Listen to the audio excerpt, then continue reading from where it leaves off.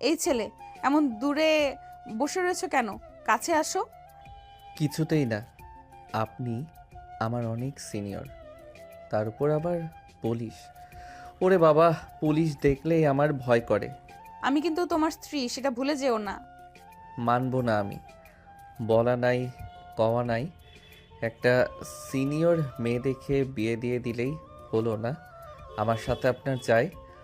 কি যায় না তোমার সাথে, বলো সেটা।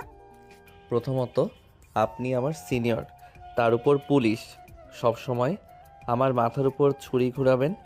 আমি পুলিশ, এটাই তোমার সমস্যার মূল কারণ, তাই তো?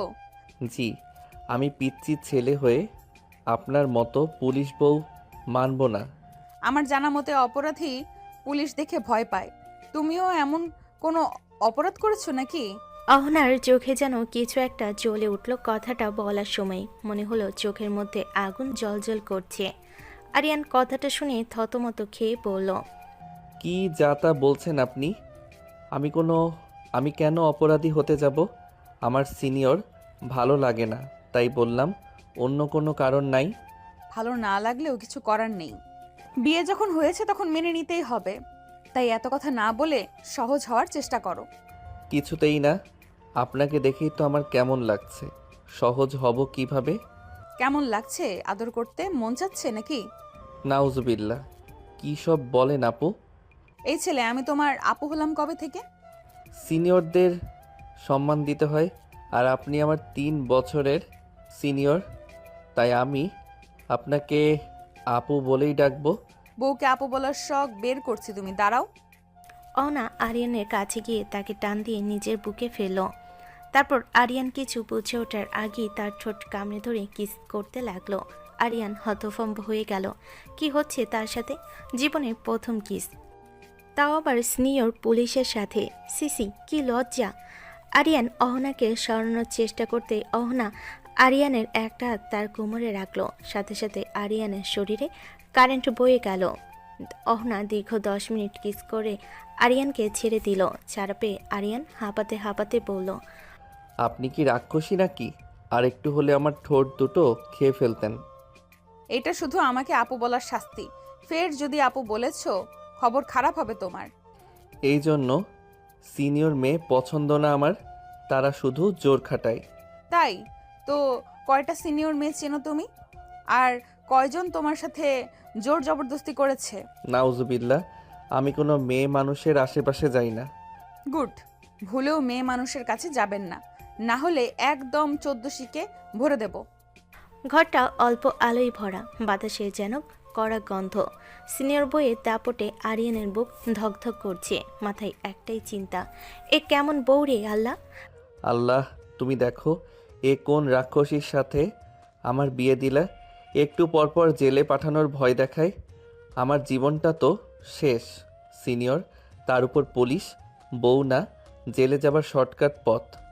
কি ভাবছো এতক্ষণ ধরে? মুখ শুকিয়ে বাবু হয়ে আছো কেন? কিছু না, মানে একটু ভাবতেছিলাম। কি ভাবছিলে বলো দেখি। আপনারে নিয়ে ভাবছিলাম। আপনি কেমন মেয়ে, কথায় কথায় জেলে নেওয়ার ভয় দেখান। আপনি মানুষ না ম্যাডাম, আপনি তো পুরো কড়া অফিসার। কড়া অফিসার না হলে তোমার মতো দুষ্টু পিচ্চিকে সামলাবো কিভাবে? আচ্ছা, এখন আর ভাবনা চিন্তা বাদ দাও, চলো শুয়ে পড়ি। আমি আপনার সাথে শুব না।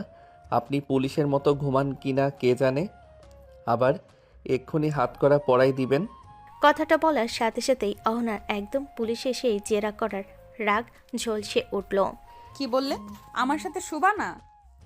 জি, মানে না। অহনা এক মুহূর্ত দেরি করল না। রাগে ফুঁসতে ফুঁসতে আরিয়ানের হাত এক টান মেরে তাকে বিছানায় ফেলে দিল। আরিয়ান ধূপ করে বিছানায় পড়ল। আউ, এভাবে কেন টানলেন? আমি মানুষ নাকি আসামি? তুমি এখন আমার আসামি, আর আসামিদের সঙ্গে আমি খুব কড়া ব্যবহার করি। কথা শেষ না হতেই অহনা নিচু হয়ে আরিয়ানের ঠোঁট কামড়ে ধরে আবার কিস করতে লাগলো। আগেরটা চেয়েও এবারে জোরে। আরিয়ানের চোখ বড় বড়। এই মেয়েটা আসলেই মানুষ তো। ম্যাডাম, ম্যাডাম, থামেন। আমার ঠোঁট নাই হয়ে যাবে। বেশি বাড়াবাড়ি করলে এক্ষুনি জেলে পাঠাবো, বুঝলে? জি বুঝছি, খুবই বুঝছি। না বলার কোনো অপশন নাই মনে হয়। ঠিক তাই। এখন চুপচাপ এখানে শও। নাড়াচাড়া করলে আবার কিস করব। আর এবার ছাড়বো না। রব্বা, এটাই কি আমার বিবাহিত জীবন? পুলিশ বউয়ের জেরা রুমেই কি আমার রাত কাটবে? আমি তো পিচ্ছি, এভাবে সিনিয়র পুলিশ বউ সামলাবো কিভাবে? ভালো ছেলে, এখন চোখ বন্ধ করো। আরিয়ানের চোখ বন্ধ, কিন্তু শান্তি নেই। আজ রাতটা তার জন্য নির্ঘুম, ভয়ের রাত। সিনিয়র পুলিশ বইয়ের বিছানায় ঘরের আলো আরও মিলান হয়ে এসেছে। বাইরের নিঃশব্দ রাত, ভেতরের শুধু আরিয়ানের দম বন্ধ হয়ে আসার শব্দ। সিনিয়র পুলিশ বইয়ের পাশে ঘুমানোই তো সবচেয়ে বড় ভয়। আরিয়ান কেচোর মতো এদিক ওদিক গড়াগড়ি দিয়ে অবশেষে একটু দূরে সরে শুয়ে রইল। কিন্তু সে ভেবেই দেখেনি অহনা এমন মেয়ে না যে দূরত্ব মানবে। কিছুক্ষণ পরে অহনা আস্তে আস্তে আরিয়ানের দিকে এগিয়ে এলো। কোনো শব্দ নেই। তারপর হঠাৎই এত দূরে কেন শুলে? আর কিছু বলার আগেই অহনা এক ঝটকায় আরিয়ানকে জড়িয়ে ধরল। তার বুকের সাথে আরিয়ানের শরীর আচমকা দম বন্ধ হয়ে এলো। আরিয়ান চমকে উঠে লাফ দিয়ে বসল। আউ, কি করলেন? তার পুরো শরীর বিছানায় কেঁপে উঠল। অহনা প্রচুর বিরক্ত আরিয়ানের কাজে। সে রেগে বলল, কি হলো, লাফাচ্ছ কেন? আমাকে কেউ টাচ করলে আমার ঘুম হয় না, এইভাবে হুট করে ধরে ফেললে ভয় লাগে। ভয় লাগে? তাহলে আরো জোরে ধরে থাকি। না না না, দূরে থাকেন, আল্লাহই ভরসা। অহনা চোখ সরু করে তাকালো। তারপর একটু সময় নিল। সে আবার আরিয়ানের হাত ধরে টান দিয়ে বিছানায় শুয়ে দিল। আরিয়ান চুপচাপ অসহায়ের মতো শুয়ে পড়ল। অহনা তার বুকের দিকে মুখ গুজে জড়িয়ে ধরে বলে, চুপ করে শুয়ে থাকো। ঘুম না আসলে সমস্যা নেই, আমি এভাবেই ঘুমাবো। ম্যাডাম, এইভাবে মানে এভাবে ঘুমান নাকি সব সময়? আমার জামাইকে এভাবে জড়িয়ে ধরেই ঘুমাবো। আমি স্বামী নাকি আসামি বুঝতেছি না। আসামি হলে ভালো হতো, তাহলে হ্যান্ডক্রাফট লাগিয়ে এক জায়গায় বেঁধে রাখতাম, পালাতে পারতে না। আরিয়ান থরথর করে কাঁপতে লাগলো, কিন্তু নড়ার সাহস নেই। অনার বাহু তাকে শক্ত করে জড়িয়ে ধরে রেখেছে। ঘুমাও এখন, নইলে আবার কিস করে ঘুম পাড়াতে হবে। না না, ঠিক আছে, ঘুমাইতেছি। ভয়, লজ্জা আর সিনিয়র পুলিশ বইয়ে জোরে সব মিলে আরিয়ানের ঘুম না হলেও চোখ বন্ধ করা ছাড়া আর উপায় নেই। অহনার বাহুর ভেতর বন্দী হয়ে তার রাত শুরু হলো। ভয় আর উষ্ণতার মিশলে এক অদ্ভুত রাত। রাতটা আরিয়ানের জন্য শেষ না হওয়া আতঙ্ক আর অদ্ভুত এক শিহরণে ভরা। অহনা ঘুমিয়ে পড়েছে বুকের সাথে আরিয়ানকে জড়িয়ে ধরে। নিঃশ্বাসগুলো নিয়মিত আসছে, শরীরটা উষ্ণ, কিন্তু আরিয়ান, তার চোখ দুটো থালার মতো বড়। ঘুমের নাম গন্ধ নেই। এই মেয়েটা এত কাছে কেন? আমি ছেলে মানুষ, এভাবে কেউ আস্তে আস্তে আমার ঘাড়ে নিঃশ্বাস ফেললে কি ঘুম আসবে? আল্লাহ, সিনিয়র পুলিশ না হয়ে যদি সাধারণ মেয়ে হতো। ওফ, শরীর শিরশির করছে কেন? সে নড়তে চায়, তবুও নড়তে পারছে না। অহনার হাত তার গলায় পেঁচানো, পায়ের স্পর্শ পায়ে লেগে আছে। আরিয়ান পুরো রাত জেগেই কাটালো। মাথা গরম, বুকে ধুকপুকানি, শরীরে কেমন অদ্ভুত নেশা নেশা গরম অনুভূতি। পরের সকালে ঘুম ভাঙতেই আরিয়ান চোখ মেলে তাকালো। প্রথমে নিজের হাত পা দেখে, বেঁচে আছি তো? তারপর যখন উঠল, সামনে যা দেখলো তাতে তার নিঃশ্বাস কেঁপে উঠল। অহনা রুমের মাঝে দাঁড়িয়ে টাইট ট্রাক প্যান্ট আর গেঞ্জি পরে ব্যায়াম করছে। লম্বা চুলগুলো উঁচু করে বাঁধা, বুক ওঠানামা করছে দ্রুত রিদমে, ঘাম চিকচিক করছে কপালে। আরিয়ান তাকিয়ে ভাবতে লাগলো, আল্লাহ, এ আবার কোন ভার্সন? রাতের রাক্ষসী সকালবেলা এমন? তার শরীরে আবার সেই শিরশিরি অনুভূতি ছড়িয়ে গেল। আরিয়ান একদম হিপনোটাইজড হয়ে তাকিয়ে আছে, চোখ সরাতে পারছে না। অহনার শরীরের প্রতিটি মুভমেন্ট যেন তার মাথায় ঝড় তুলছে।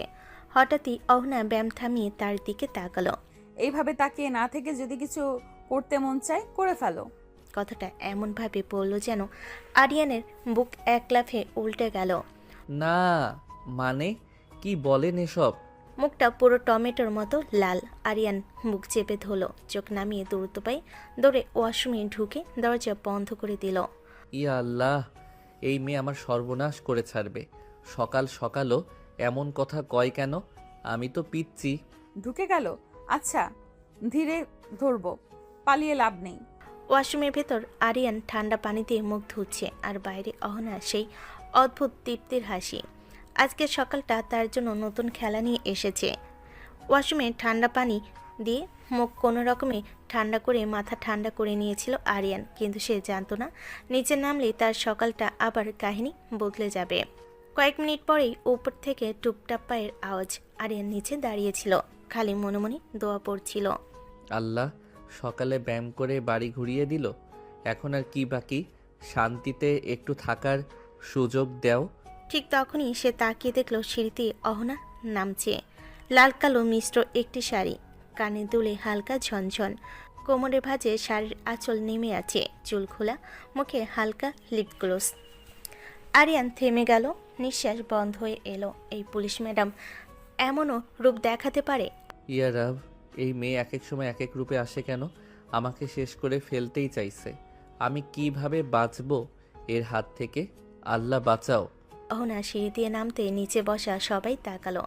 আরিয়ানের ভাবি সবার আগে উঠে দাঁড়িয়ে বিস্ময়ে বলল, এই যে, বাহ, তোমাকে তো দারুণ সুন্দর লাগছে অহনা। আমি তো ভেবেছিলাম তুমি শাড়ি পরতেই জানো না, সারাদিন পুলিশের পোশাক পরে থাকো বলে ভেবেছিলাম।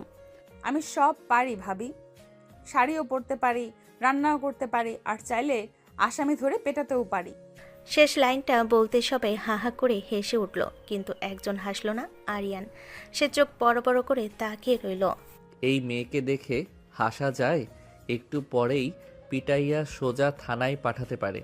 আল্লাহ, আমার জীবনটা এক পুলিশি ঝড়ে পড়ে গেল।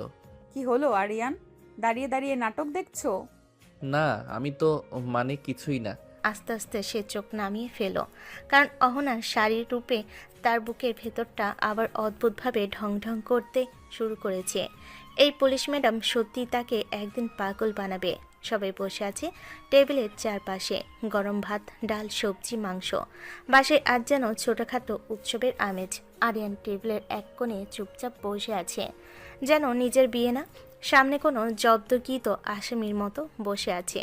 ঠিক তখনই আরিয়ানের মা এসে বলে, অহনা মা, আমি তো এই ছেলেটাকেই নিয়ে চিন্তায় ছিলাম সব সময়। পড়াশোনার থেকেও ঝিমায় বেশি, আর একটু বাচ্চা বাচ্চা, তাই তোকে নিয়ে এসেছি মা, আমার এই ছেলেটাকে মানুষ করার জন্য। আরিয়ান খেতে খেতে থেমে গেল, চামচটা মাছ আকাশে। নিজের মাঝে এমন বিশ্বাস নিয়ে কথা বলছে, সেটা শুনে চোখ বড় হয়ে গেল।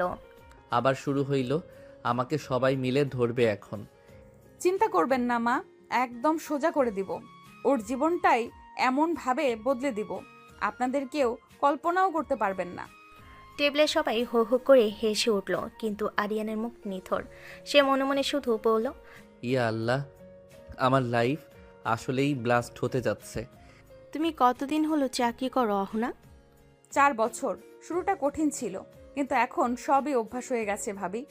আমার কাজ মানে শুধু আসামি ধরা না, ব্যবস্থা করা, তদন্ত করা, কেস ফাইল করা, অনেক কিছুই সামলাতে হয়।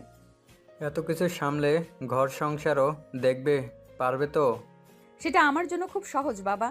চাকরির চাপ আর বাসার দায়িত্ব দুটোই সামলাতে পারি। মানুষ হলে সবই সম্ভব। কথা বলতে বলতে অহনা মাঝে মাঝে তাকিয়ে দেখছিল আরিয়ান বসে আছে, গরম গরম ভাত মুখে নিচ্ছে, কিন্তু প্রতিবারই মনে হচ্ছে আরেক চামচ দেওয়ার আগে হার্টবিট বেড়ে যাচ্ছে। এই কথা বলার স্টাইলটাই ভয়ঙ্কর। জীবন বদলে দিব বলে গেছে মানে কি? আমাকে তো পুরো পাল্টাইয়া ফেলবে না তো? ওরে নাড়াচাড়া না করলে কিছুই শিখবে না। তাই অহনা, তুমি আমাদের বাসায় শান্তি আনবে। শান্তি তো আনবই ভাবি, তার সাথে একটু শাসনও থাকবে। শাসন শব্দটা শুনেই আরিয়ানের হাত কেঁপে গেল, চামচটা থালায় টিং করে বাজলো। সে চুপচাপ নিচু গলায় ফিস ফিস করে বলল, শাসন না কইরেন, আমি তো আগেই সোজা। এখনো বাঁকা আছো নাকি অনেক?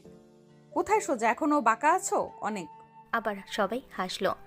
আরিয়ানের মুখ আরো লাল হয়ে গেল, লজ্জায়, ভয় আর কেমন অদ্ভুত এক উত্তাপে। খেতে খেতে গল্প চালাতে লাগলো।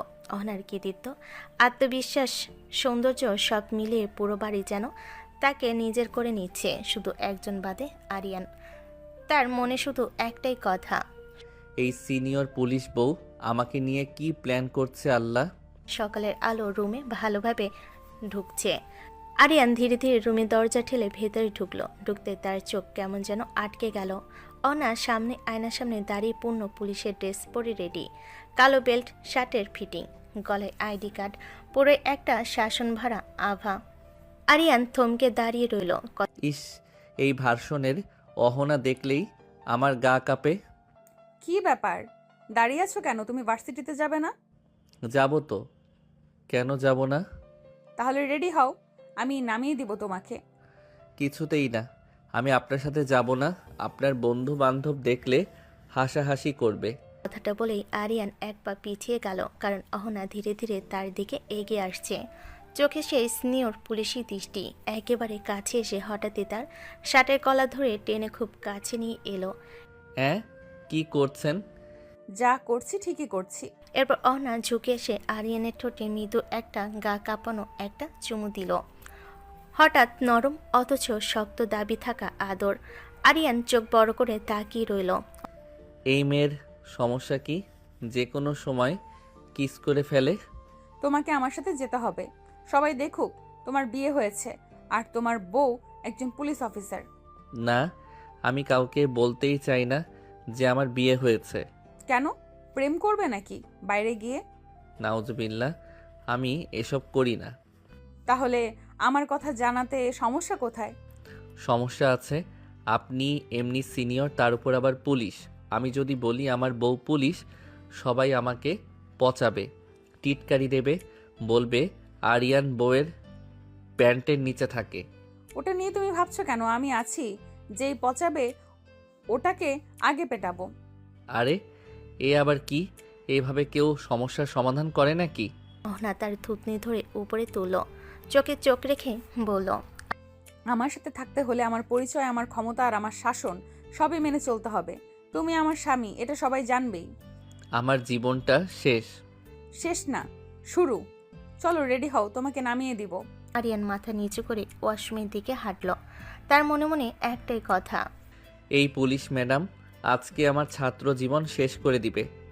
নিচে বাগানের সামনে সকালবেলার রোদে স্কুটি দাঁড়িয়ে আছে। অহনা পুলিশের ড্রেস পরে হেলমেট হাতে দাঁড়িয়ে, যেন কোনো মিশনে বের হবে।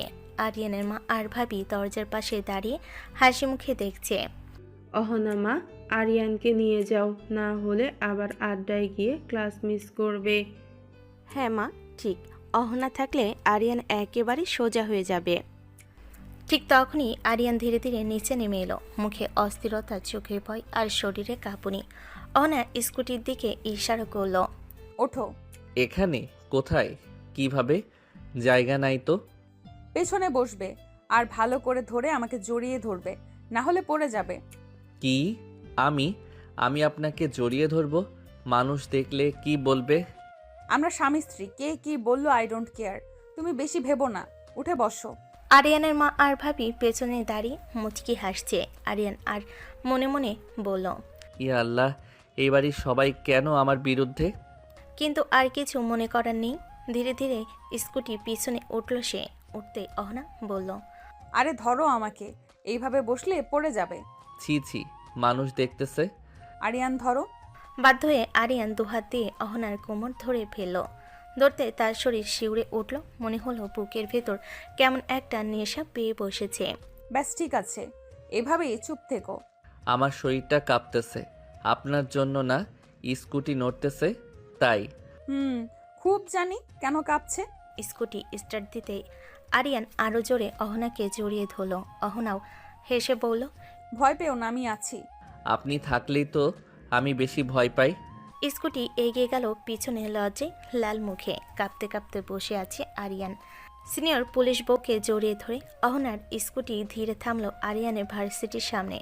সকালটা ছিল একদম শান্ত, কিন্তু আরিয়ানের জীবনে ঝড় বইল থেমে থেমে। স্কুটি থামতেই আগে দাঁড়িয়ে থাকা কয়েকজন বন্ধু দূর থেকে চোখ বড় বড় করে তাকিয়ে রইল।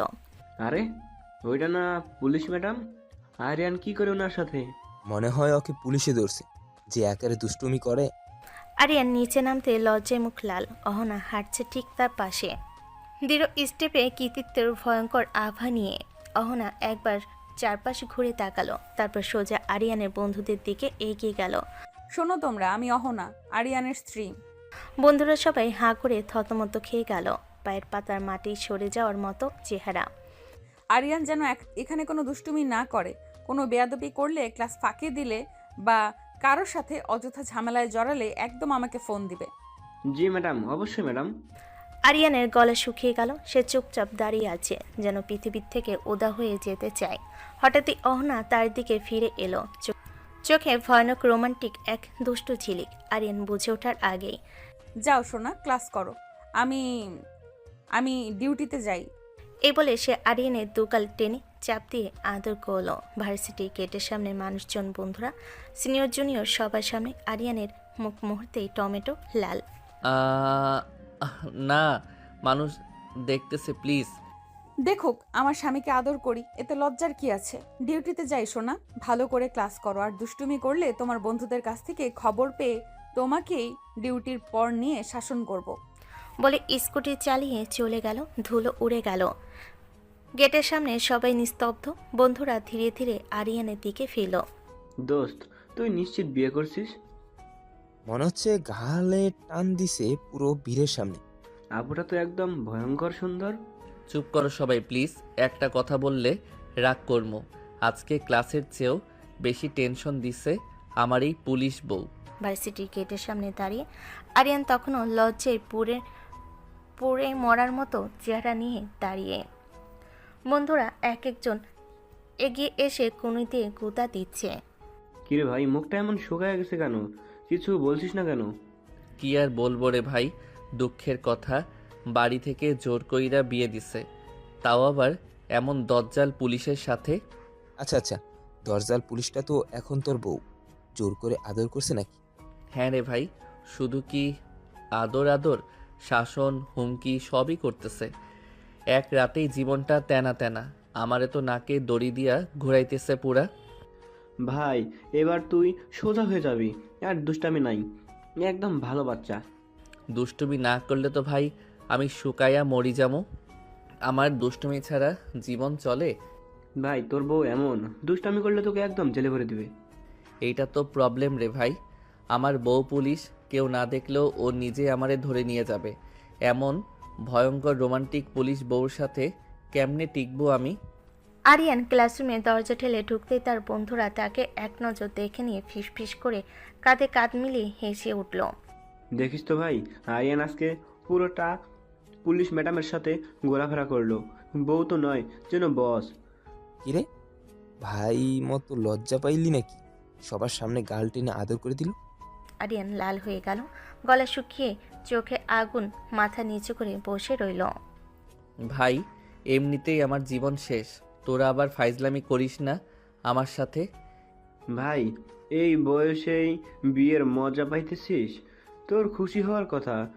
সবাই তো নতুন অভিজ্ঞতা। আরিয়ান চোখ বড় করে তাকালো, যেন কোনো অস্ত্র তাকে শাসন করছে। সে মুখটা একদম করুণ করে বলল, কি যে বলিস রে ভাই, এমন বিয়ে করার থেকে সারা জীবন সিঙ্গেল থাকা ভালো। বন্ধুদের হাসি থেমে গেল, কিন্তু ক্লাসের মধ্যে কৌতূহল বেড়ে চলেছে। আরিয়ান চুপচাপ নিজের ডেস্কে বসে মনে মনে ভেবে চলেছে।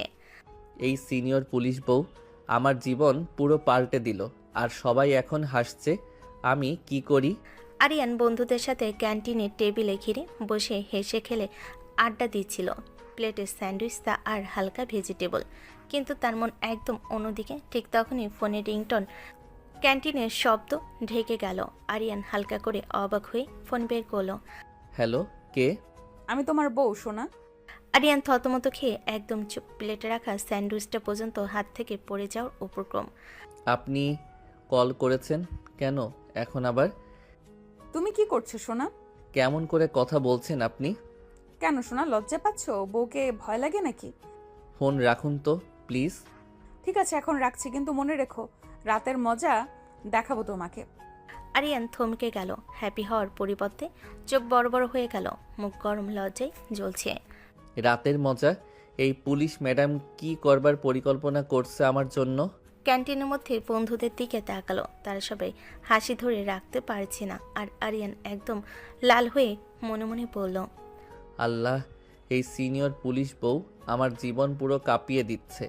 ক্যান্টিনে বন্ধুদের সঙ্গে বসে আরিয়ান যখন চা খাচ্ছিল, ঠিক তখনই ফোনের কলের বিষয়টি সবাই লক্ষ্য করলো। বন্ধুরা হাসি ধরে রাখতে পারছিল না। ভাই, তোর বউ তো তোকে হেভি ভালোবাসে, এখনই যেতে যেতেই আবার ফোন দিয়ে খবর নিচ্ছে। এমন বউ পা ওরে বাবা, ভাগ্যের ব্যাপার। আরে ভালোবাসা না রে ভাই, এসব হলো জ্বালানোর ধান্দা। আমাকে জ্বালাতে ওনার বেশি ভালো লাগে। যাই বলিস ভাই, এমন একটা বউ পেলে তো জীবন শাইন। ভাই, এমন বউয়ের দরকার আমার নাই। বন্ধুরা আরও হাসতে লাগলো, কিন্তু হঠাৎই আরিয়ানের মনোভাব বদল।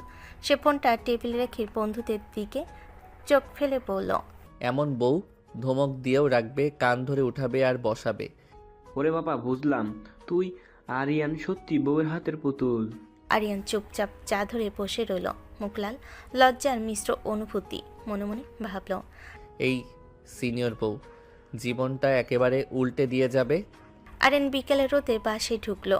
ঘরের দরজা খুলতেই চোখ পড়ল অহনা শাড়ি পরে সুন্দরভাবে সাজগোজ করে বসে আছে। তার চোখে এক ধরনের রহস্যময় ঝিলিক, চুল নিখুঁতভাবে বাঁধা, গলায় হালকা লকেট। আরিয়ানের মন একদম থমকে গেল। কী রে ভাই, এক এক সময় এক এক রূপে থাকে এই মেয়েটা, এবার আবার শাড়ি পরে সেজে গুজে বসে আছে। এসব আমাকে ঘায়েল করার ধান্দা। তবুও চোখের সামনে থাকা অহনার সেই সৌন্দর্য দৃষ্টি আরিয়ানের ধমকে থামালো। আমিও তো এত সহজে গলে যাব না, কিন্তু এত সুন্দর, চোখ ধাঁধিয়ে যাচ্ছে। থাম্বার মতো দাঁড়িয়ে থেকো না সোনা, চলো ফ্রেশ হয়ে নাও। আরিয়ান মনে মনে কেঁপে উঠল, তারপর তাড়াতাড়ি রুমের দিকে ছুটল। দরজা ধাক্কা দিয়ে বন্ধ করে ওয়াশরুমে ঢুকলো। হাত ধুতে ধুতে আরিয়ান নিজেকে শান্ত করার চেষ্টা করলো, কিন্তু চোখে চোখ রেখে থাকা অহনার দৃষ্টি বারবার মনে পড়ে যায়। মনে মনে বলল, এই বউ শুধু সুন্দর নয়, একেবারে বিপজ্জনক। আরিয়ান ওয়াশরুম থেকে বের হয়ে ঘরে ঢুকতেই চোখে পড়ল অহনা, শাড়ি এখনও ঝরঝরে, চুল ঠিকঠাক বাঁধা, চোখে দুষ্টু ঝিলিক। হঠাৎ অহনা ধীরে ধীরে এগিয়ে এসে তার গলা জড়িয়ে ধরল। আই মিস ইউ সোনা। আরিয়ান মুহূর্তেই থমকে গেল, গলা শুকিয়ে, চোখে অস্থিরতা। আরিয়ান লজ্জা মেশানো গলায় বলল, আরে কি করছেন, ছাড়ুন তো। ছাড়বো কেন, এখন তো তোমাকে আদর করবো সোনা। আরে আমার ক্ষুধা পেয়েছে, আমি খাবো। না সোনা, আগে আমার ঠোঁটের মিষ্টি খাও, পেট ভরে যাবে, খাওয়া পরে হবে। আরিয়ানের গলা শুকিয়ে গেল, শরীর কেঁপে উঠল, হালকা লজ্জা আর উত্তেজনার মিশ্র অনুভূতি। আরিয়ান কণ্ঠ চেপে ধরে চোখ বন্ধ করে বলল, ছাড়ুন ম্যাডাম, আমার অস্বস্তি হচ্ছে। অহনা ধীরে হাসলো, তারপর আরিয়ানের হাত নিজের কোমরে টেনে রেখে বলল, না সোনা, আগে আদর করবে তারপর ছাড়বো। আরিয়ানের শরীর জুড়ে একদম কারেন্ট বয়ে গেল। চেষ্টা করলো সরে যেতে, কিন্তু অহনার কোমর ধরে রাখার শক্তি তাকে বাধ্য করলো স্থির থাকতে। ম্যাডাম সত্যি ছাড়ুন তো। না সোনা, এখন থেকে রাত পর্যন্ত আমার আদরই হবে তোমার ডিনার। আরিয়ান চুপচাপ, লজ্জা আর উত্তেজনায় মুখ লাল হয়ে বসে রইল। মনে মনে ভাবল, এই বউ আমার জীবন পুরো উল্টে দিয়েছে, আর আমি কোনো পথ খুঁজে পাচ্ছি না। আরিয়ান এখনো লজ্জায় মুখ লাল, কিন্তু অহনার কোমল চাপ আর চোখে দুষ্টু ঝিলিকের সামনে একদম আটকে গেল। কি হলো সোনা, আদর করো তো। আমি পারবো না, সরতে দিন। আরিয়ানের মন ভিতর থেকে উল্টে পাল্টে যাচ্ছে। এক মুহূর্ত দাঁড়িয়ে থেকেও সেও বাধ্য হয়ে অহনার দিকে এগুতে লাগলো। চোখ ফুটিয়ে বন্ধ করলো অহনা। ঠিক আছে, শুধু চুমু দিব। আরিয়ান আস্তে আস্তে অহনার ঠোঁটে 2-3টা হালকা চুমু দিল, কিন্তু নেশা যেন বেড়ে গেল হঠাৎ। তার হাত বাড়ি স্বাভাবিকভাবে অহনাকে আরো কাছে টানলো। তাহলে আমিও সরতে পারবো না সোনা, তোমাকে আমি আমার দেওয়ানা বানাবো আরিয়ান, তুমি আমাকে ছাড়া কিছুই বুঝবে না। আরিয়ান চোখ বন্ধ রেখে কিস করতে করতে ধীরে ধীরে অহনাকে কোলে তুলে বিছানায় শুয়ে দিল। বিছানার নরম চাদরে অহনার শরীর আর উত্তেজনা মিশে গেল। আরিয়ান নরম কণ্ঠে লজ্জা মেশানো গলায় বলল, আমি তোমাকে অনেক আদর করতে চাই সোনা। তারপর আরিয়ান আরও গভীরভাবে কিস করতে লাগলো। হাত দিয়ে অহনার কোমর আর পেছন টেনে ধরল। আরিয়ান আর অহনা নিজেদের ঘরের নরম আলো নীরবতার মাঝে একে অপরের আরও কাছে চলে এলো।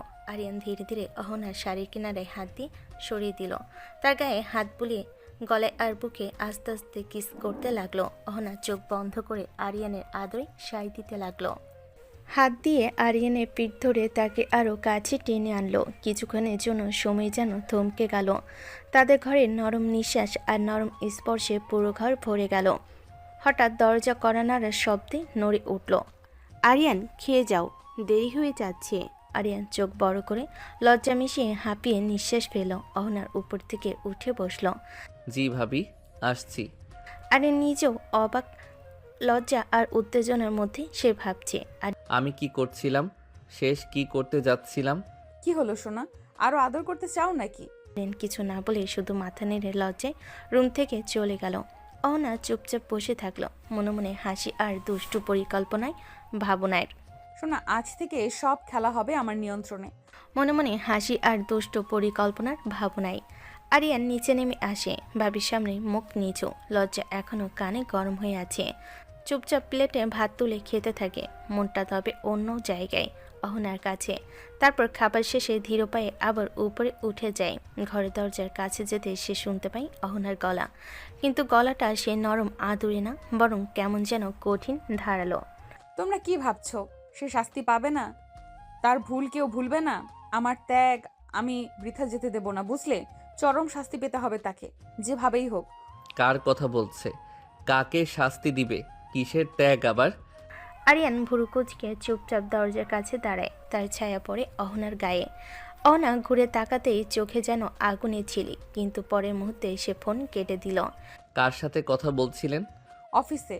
তুমি তোমার কাজ করো। ওই গলায় এমন একটা ঠান্ডা শক্তি ছিল, যেন সেখানে কোনো গোপন যুদ্ধ চলছে। আরিয়ান কিছু বলল না, বিছানায় গিয়ে ধীরে শুয়ে পড়ল। চোখে ঘুম নেই, মনে শুধু সন্দেহ, অজানা ভয় আর অহনার আচরণের রহস্যময়তা। সে মোবাইলটা খুলে ফেসবুক ফিড স্ক্রল করতে লাগলো। আলো ফ্ল্যাশ করছে, কিন্তু আরিয়ান মনে একটাই ভাবনা। অহনাকে, এই যে আগুন ভরা চোখ, এই ভয়ঙ্কর নীরবতা। বিকেলের হালকা আলো জানালা দিয়ে ঘরে পড়ছে। অহনা সোফায় বসে শান্ত মুখে একটা হালকা হাসি। পাশে আরিয়ানের ভাবি চা নিয়ে বসে আছেন। দুজনেই গল্প করছিল ঠিকই, কিন্তু কথার মোড় একসময় অদ্ভুত গা ছমছমের দিকে চলে গেল। অহনা, শুনেছিলাম তোমার একটা ভাই ছিল, সে নাকি মারা গেছে। অনার হাসিটা মুহূর্তে মিলিয়ে গেল। তার চোখের ভেতর যেন এক ঝলক অন্ধকার নেমে এলো। ধীরে ধীরে চায়ের কাপটা টেবিলে রাখলো সে।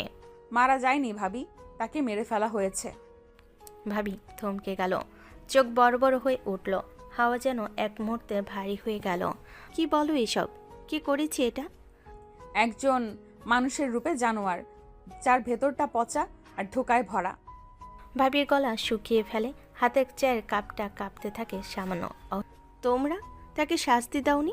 অহনা মাথা ধীরে তোলে। তার চোখে আগুনের মতো দহন, যেন সেখানে বছরের জমাট ব্যথা, ক্ষোভ আর প্রতিশোধ গর্জে উঠছে। পাবে ভাবি, খুব তাড়াতাড়ি শাস্তি পাবে। একজন মানুষ যা হারায় তার দাম তাকে সুদে আসলে বুঝিয়ে দেয়। ভাবি নিঃশ্বাস আটকে যায়, মুখে আতঙ্ক।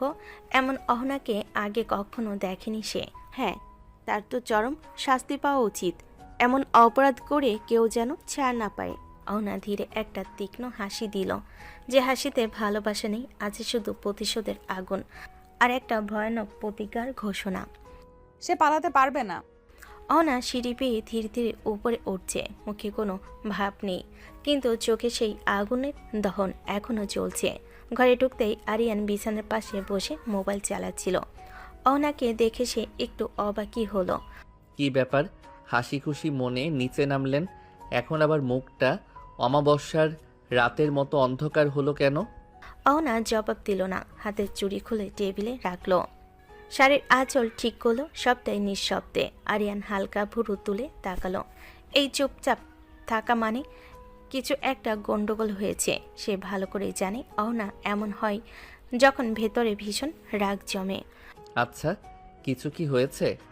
অহনা একবারও তাকালো না তার দিকে, যেন তার ভেতরে ঝড় তোলপাড় করছে, কিন্তু মুখে এক ফোঁটা শব্দ নেই। এমন অভিব্যক্তি দেখে আরিয়ান একদম থেমে গেল। আর সে বুঝলো এই অবস্থায় অহনাকে একটু বিরক্ত করা মানে নিজের সর্বনাশ ডেকে আনা। বাবা, এই মেয়ে আবার কোন কারণে রেগে গেল? চুপ থাকাই ভালো, নইলে ধমক খাবো। সে মোবাইল পাশ রেখে শান্তভাবে বিছানায় বসলো। অহনার দিকে তাকিয়ে আর কিছু বলল না। ঘরের ভেতর নিস্তব্ধ নীরবতা নেমে এলো। একপাশে আরিয়ানের আতঙ্ক, অন্য পাশে অহনার চোখে প্রতিশোধের আগুন। অহনা ধীরে ধীরে এগিয়ে এলো আরিয়ানের দিকে, চোখ দুটো লাল, রাগে, কষ্টে আর অদ্ভুত এক ভয়ানক শূন্যতায় ভরা। আরিয়ান মাথা তুলে তাকাতেই অহনা দাঁড়ালো ঠিক সামনে। আচ্ছা আরিয়ান, তুমি কি মানুষ দেখে বুঝতে পারো কে কেমন? কি বলেন? আমি কি জ্যোতিষী নাকি যে মানুষ দেখে বলে দিব কে ভালো কে খারাপ? আমরা মানুষকে খুব সহজে বিশ্বাস করে ফেলি, তাই না? হ্যাঁ, কাউকে ভালো লাগলেই বিশ্বাস করে ফেলি, এটা তো স্বাভাবিক। অহনা তার ভেতরে যেন থরথর করে কাঁপছে, কিন্তু বাইরে সে বরফের মতো স্থির। তখন সেই বিশ্বাসযোগ্য মানুষটাই যখন তার বুকে ছুরি মারবে, তোমার কেমন লাগবে আরিয়ান? এ কেমন ধরনের কথা? কাউকে ভালোবেসে বিশ্বাস করলে সে কেন বুকে ছুরি মারবে? যাকে বেশি ভালোবাসা হয় সেই সবচেয়ে গভীর ছুরি মারে আরিয়ান। সবচেয়ে ভরসার মানুষটাই ধ্বংস করে দেয় সব। তার চোখে তখন খাঁটি আগুন, ঘৃণা, প্রতিশোধ আর এক অজানা যন্ত্রণার মিশ্রণ। আরিয়ানের বুকের ভেতরটা কেমন ঠান্ডা হয়ে গেল। এই মেয়েটা যে কিসব ভেতরে জমিয়ে রেখেছে সে বুঝতে পারছে না। আপনি হঠাৎ এসব কথা বলছেন কেন? কিছু হয়েছে নাকি? ওনার সঙ্গে সঙ্গে মুখ ঘুরিয়ে নিল। মনে হলো যেন নিজের নিজের কথাই যেন নিজেই বিরুদ্ধে ধরে ফেলেছে। অনা স্বাভাবিক গলার ভান করে বলল, না তেমন কিছু না, এমনি একটু জিজ্ঞেস করছিলাম আর কি। কথা শেষে অহনা জানালার দিকে হাঁটল। আরিয়ান তাকিয়ে রইল তার দিকে। মনে হচ্ছে অহনার ভেতরে একটা ভারী ঝড় জমেছে, যা একদিন বিস্ফোরণ হয়ে সব কিছু বদলে দেবে। রাতটা নেমে এসেছে, ঘরে হালকা বাতাস, বাগানে দোলনা দুলছে। আরিয়ানের মা রান্নাঘর থেকে ডাকলেন, অহনা মা, খেতে আসো, অনেক রাত হলো। ভালো লাগছে না মা, আমি খাবো না। সে কি করে হয় মা, রাতে না খেলে শরীর খারাপ করবে। এসো, 2-4টা লোকমা না খেলে চলবে? অহনা কিছু বলার আগে মা হাত ধরে টেনে নিলেন ডাইনিং টেবিলে। বাধ্য হয়ে অনন্যা চুপচাপ বসে পড়ল। মা প্লেটে ভাত ডাল দিয়ে বলেন, মুখটা খোলো মা, আমি খাইয়ে দিচ্ছি। অনা লজ্জা পেয়ে আস্তে করে মুখ খুলো। মাতাকে খাইয়ে দিলেন। এই দৃশ্য দেখে আরিয়ানের মুখ উল্টে যাবার মতো অবস্থা। চুপ কর, মেয়েটা সারাদিন ডিউটি করেছে, খেতে চাইছিল না, না হলে শরীর খারাপ করবে, তাই কটা লোকমা খাইয়ে দিলাম। হ্যাঁ মা, খাইয়ে দিন। সারাটা দিন ডিউটি করতে করতে ঠিকঠাক খাওয়ার সময়ই পায় না অহনা। এই মেয়েটা তো কত কষ্ট করে কাজ করে, একটু যত্ন তো দরকার। অনা মাথা নিচু করে ছোট্ট করে হাসল, স্নিগ্ধ শান্ত, কিন্তু সেই চোখের গভীরে ছিল অদ্ভুত এক ঝড়ের ছাপ। আরিয়ানের মুখ বাঁকিয়ে নিজের খাবারে মন দিল। মনে মনে ভাবল, আরে মা, আমাকে তো কোনোদিন খাইয়ে দাও না, এখন ওনাকে খাইয়ে দিচ্ছ কেন? হায় আল্লাহ, আমাকেও কোনোদিন এমন লাইফে কেউ গুরুত্ব দিয়ে দেখে নাই। আর এই মেয়ে আসতেই মা ভাবি যেন তার দাস। অহনাকে মায়ের হাতে খেতে দেখে তার ভেতরে অদ্ভুত এক অস্বস্তি আর ঈর্ষা মিশে ঘুরপাক খেল। রাতটা নরম হয়ে এসেছে, ঘরের বাতি কমিয়ে রাখা, একটা অদ্ভুত শান্ত অথচ দহনময় পরিবেশ। আরিয়ান বিছানায় শুয়ে ফোন চালাচ্ছিল। হঠাৎ দরজার ক্লিক শব্দে মাথা তুলতে তার নিঃশ্বাস আটকে গেল। অহনার নরম সিল্কি নাইট ড্রেস পরে দাঁড়িয়ে, তার খোলা চুল, চোখে পাশের কোমল ছায়া। আরিয়ানের হাত থেকে প্রায় ফোন পড়ে যাচ্ছিল। আরে আপনি এ কী সব পড়েছেন? কেন সোনা, হট লাগছে না? আরিয়ান প্রায় চোখ বন্ধ করে দুহাত দিয়ে মুখ ঢাকলো। তার শরীর কাঁপছে। এ কি দেখছে সে? সে ইনোসেন্ট হয়ে বলল, তাওবা তাওবা, এসব কি কথাবার্তা? আপনি এমনি সিনিয়র, তার উপর এভাবে? অহনা ধীরে ধীরে বিছানার দিকে এগিয়ে এলো। তার প্রতিটা পা ফেলার শব্দেই আরিয়ানের বুক ধুকধুক করছিল। আরিয়ানের মুখ ঘুরিয়ে নিল। না না, আমি কিছুতেই আপনাকে এভাবে দেখব না। না, এগিয়ে সে বিছানার ধারে বসলো। তার হাতটা তুলে দিল আরিয়ানের গালে, ছোঁয়াতেই অদ্ভুত কাঁপুনি জন্ম নিল। সোনা একবার তাকিয়ে দেখো, একবারই চোখ ফেরাতে পারবে না। আরিয়ানের দম বন্ধ হয়ে এলো। সে ধীরে ধীরে মুখ ঘুরিয়ে তাকালো, আর তাকাতেই তার চোখ বড় হয়ে গেল, ঠোঁট শুকিয়ে গেল। মনে হলো বুকটা খালি হয়ে ঢং করে নেমে গেল নিচে। অহনা আলোতে আরো সুন্দর, আরো আকর্ষণীয় লাগছে। তার গালের উপর চুল পড়ে আছে, চোখে অদ্ভুত এক গভীরতা। আরিয়ানের শরীর পুরোটা শিহরণে কেঁপে উঠল। আল্লাহ, এভাবে কেউ এত সুন্দর হতে পারে নাকি? বলো তো সোনা, হট লাগছে না? আরিয়ান আর কথা বলতে পারল না। শুধু চুপচাপ দম বন্ধ করে তাকিয়ে রইল মুগ্ধ পাগল কাপা শরীর নিয়ে। ঘরটা আধা আধি অন্ধকার, হালকা লাল সোনালি ল্যাম্পের আলোতে অহনার নাইট ড্রেস যেন আরও উজ্জ্বল হয়ে উঠেছে। আরিয়ান মুখ ঘুরিয়ে আছে, গলা শুকিয়ে কাঠ। অহনা ধীরে ধীরে এগিয়ে আসছে তার দিকে, এক পা দুই পা। আরিয়ান স্পষ্ট শুনতে পাচ্ছে অহনার শ্বাসের শব্দ। অহনা তার একদম সামনে এসে দাঁড়ালো। এসো সোনা, একটু আদর করি। এক হাত তুলে আরিয়ানের মুখটা ধরতেই আরিয়ান বিদ্যুৎ চমকের মতো এক দৌড় দিল, সোজা গিয়ে দাঁড়ালো বেলকুনিতে। আল্লাহ আমাকে বাঁচাও, আপনি এভাবে আমার ইজ্জত হরণ করতে পারেন না। অহনা হাসি থামিয়ে রাখতে পারল না, ধীরে ধীরে বেলকুনির দিকে হেঁটে এসে হাত গুটিয়ে তাকালো। এত ঢং করো না তো, এসো বলছি। কিছুতেই না, শুনেছেন না আমার কথা? আপনি তো ভয়ানক, কাছে আসবেন মানে আমার মৃত্যু। আচ্ছা, না আসলে তাহলে সব খুলে ফেললাম, কিন্তু তখন থাকতে পারবে তো? আরে কী সব বলেন, লজ্জা করে না আপনার? মানুষ জানলে মুখ দেখাতে পারবো না। স্বামীর সামনে লজ্জা পেলে কি হবে? দেখো তো, তুমি তো এমনিতেই একদিন সব কিছু দেখেই ফেলবে। আপনি এবার একটু চুপ করেন তো, লজ্জায় আমার কান দিয়ে ধোঁয়া বের হচ্ছে। এভাবে কি কেউ স্বামীকে জ্বালায়? না বলবে কেন সোনা? লজ্জা তো আমার পাওয়ার কথা, তুমি পাচ্ছ কেন? কারণ আপনি একটা একটা দজ্জালাপা ধরনের রোমান্টিক পুলিশ। আর তুমি আমার লাজুক স্বামী, যাকে আজ না হলে কাল নাকে দড়ি দিয়ে ঘোরাবো। আল্লাহ, এই মেয়েটার হাত থেকে পালাতেই হবে। দৌড়াও সোনা, একদিন না একদিন তোমাকে ফিরে এসে আমার বাহুতেই ধরা দিতে হবে। অহনার চোখে সেই ঠান্ডা গভীর দৃষ্টি। আরিয়ান দরজার সামনে দাঁড়িয়ে দুহাত তুলে আত্মসমর্পণের ভঙ্গি করতেই ওর কণ্ঠ কাঁপা কাঁপা হয়ে গেল। আরিয়ান মাথা নিচু করে বলে, প্লিজ কাছে আইসেন না, আমি এখনো বাচ্চা, ভয় লাগে। না ও তাই নাকি? তাহলে কি ফিডার খাইয়ে দিব? চাইলে নিয়ে আসি সোনার জন্য। না না, কিছুই খাবো না, প্লিজ আর কাছে আইসেন না, লজ্জা করে। অহনা ধীরে ধীরে সামনে এগোলো। তার গায়ে হালকা সুগন্ধে আরিয়ান পেছনে সরে দেওয়ালে আটকে গেল, অহনার চোখে সরু করে। ঠিক আছে, কাছে এসো, একটা কিস করব, এসো। কিস?